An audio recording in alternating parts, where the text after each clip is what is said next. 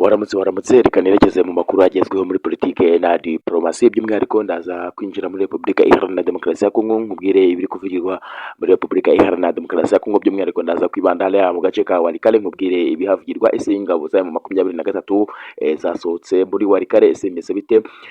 ndaza kukubwira mu gihugu cy'Ububirigi cyamaze kugenda gihakana yuko rwose nta basirikare kigeze cyohereza muri Repubulika Iharanira Demokarasi ya Kongo ariko mu by'ukuri amakuru ari kuvugwa yuko kino gihugu cy'Ububirigi cyamaze kuba cyakohereza ingabo zigera kuri 500 ariko kandi by'umwihariko nico ku mirongo y'urugamba ndaza gusanga abasirikare b'Ababiligi bagera ku 8 bamaze kuba bitaba Imana ndetse bishwe n'umutwe wa 23 uyu mutwe wa 23 uzwiho guhanura indege zigiye z'intambara ndetse n'amadrone ahambaye mu buryo bujyanye n'intambara ndetse navuga ko abantu b'Ababiligi binjiye muri Repubulika Iharanira Demokarasi ya Kongo bagaragara ko bafite intwaro zambaye ndetse na drone zigera ku 100 z'intambara nyamuneka ariko ndabanza kukuramutsa ndetse mbanze guhena ikaze nimba ubwa mbere ugeze kuri miburo kandi like kandi subscribe kandi izogera usharinga ino video kugira ngo ikomeze bigende neza ariko by'umwihariko nawe wamaze kuba wahagera ndetse nawe wamaze kuba wakanda subscribe cyangwa se sabone ngo ikaze reka ninjira mu makuru by'umwihariko ari kuvugirwa mu gihugu cya Repubulika Iharanira Demokarasi ya Kongo ariko ntagara aho gusa ndibuze kugenda ndaza no kugaruka no mu gihugu cy'u Rwanda ndaza kwerekeza mu mujyi wa Kigali mu kagari ka Ruhango ndetse nkubwire ibiri kuba byahavugirwa mu kagari ka Ruhango ibiri kuba byahavugirwa ubwo nageze ku Gisozi by'umwihariko nta muntu utazi ku Gisozi aho umugabo yaje rwose kuba amakuru dukuriye neza nuko uyu mugabo yereburiwe irengero ariko iwe hakaza gushya ndetse iwe hahiramo abana babiri ariko icyatagaje abantu benshi nuko nawe yagaragaye yahiriye mu bwogero bw'iyo ese wakibaza ati ibi ngibi bisobanutse bite ibi ngibi byatewe n'iki ese kuki uyu mugabo yaba yaraburiwe irengero ndetse akaza kugaragara yahiriye mu nzu ye n'abana babiri ariko nyuma y'uko ashya ngo uwo mugore we kubera ko umugabo yaraburiwe irengero ndetse umugore we ngo umugore we ntago yaraye muri iyo nzu iryo joro irago umugore we yaraye muri iyo nzu yari abana bo bari biraranya ariko bukeye bwaho mu gitondo nibwo inzu yaje gushya ndetse iyo nzu rero yaje guhiramo abana babiri biza no kurangira abo bana bitabye Imana ndetse na se wabo ubabyara nawe yaje kuba yitabye Imana amakuru ari kugenda acicikanwa nuko rwose bari kuvuga yuko uyu mugabo yaba yitwikiye mu nzu we ubwe ndetse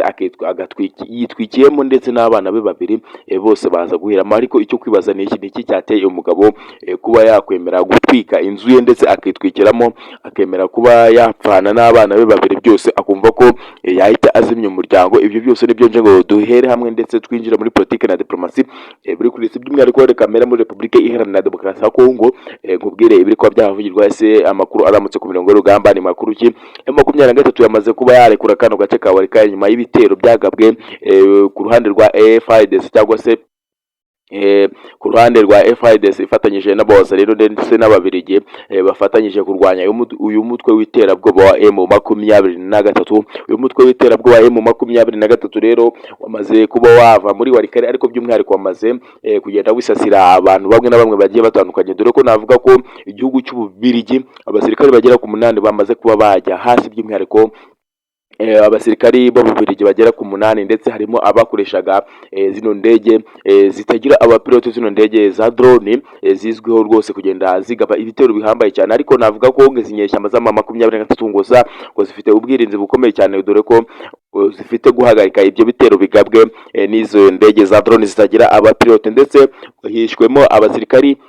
batwara bakoresha ibintu bibunda bihambaye binini ndetse ngo haje gupfamo n'abandi basirikari by'umwihariko bakoresha zino drone na nyuma y'uko igihugu cy'Ububirigi cyakanye ko rwose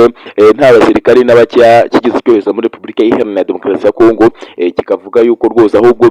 cyohereje abasirikari 3 bafite ibyo bagiye kuganira na Repubulika Iharanira Demokarasi ya Kongo kandi nabo batagiye mu ntambara muri iki gihugu cya Repubulika Iharanira Demokarasi ya Kongo ariko we ubwe umubare w'abasirikari yivugiye yoherejwe ndetse rwose n'abatangajwe hagaragaye abasirikari 8 bitabye Imana b'Ababiligi mu gihe yuko rwose leta y'Ububirigi yo ubwayo yari yamaze kuba yavuga yuko rwose hapfuye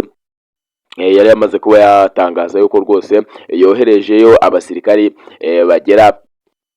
kuri 6 gusa kandi nabo bafite ibyo bagiye kuganira na Repubulika Iharanira Demokarasi ya Kongo mu bijyanye n'ubukungu ndetse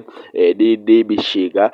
bikaza rero kuba byatuguye abantu benshi kubona hapfuye abasirikari umunani ese babyaye byageze bite ese bagiye barakura ese kuki babaye benshi ibyo byose rero ni ibintu byo kwibazwa dore ko rwose isi yose yamaze kugenda bishyiraho akadomo kubona ko abasirikare bagera ku munani b'Ababiligi bitavye Imana muri Repubulika Iharanira Demokarasi ya Kongo. Ariko abazi iby'intambara bo baravuga yuko rwose igihugu cy'Ububirigi nta kabuza cyohereje ingabo cyangwa se special forces zabo ndetse n'indege z'intambara zino zitagira abapilote ndetse n'imbunda zihambaye cyane zifite ibimenyetso byo guteranya zize kurwana muri Repubulika Iharanira Demokarasi ya Kongo, ndetse ingabo zigera kuri 500 zinjiye muri iki gihugu cya Repubulika Iharanira Demokarasi ya Kongo. Nagashya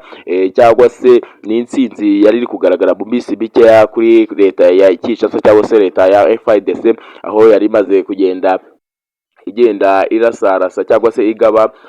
igenda ikora operation cyangwa se igenda ifata uduce tumwe na tumwe tugiye dutandukanye kubu Walikale na gace ingabo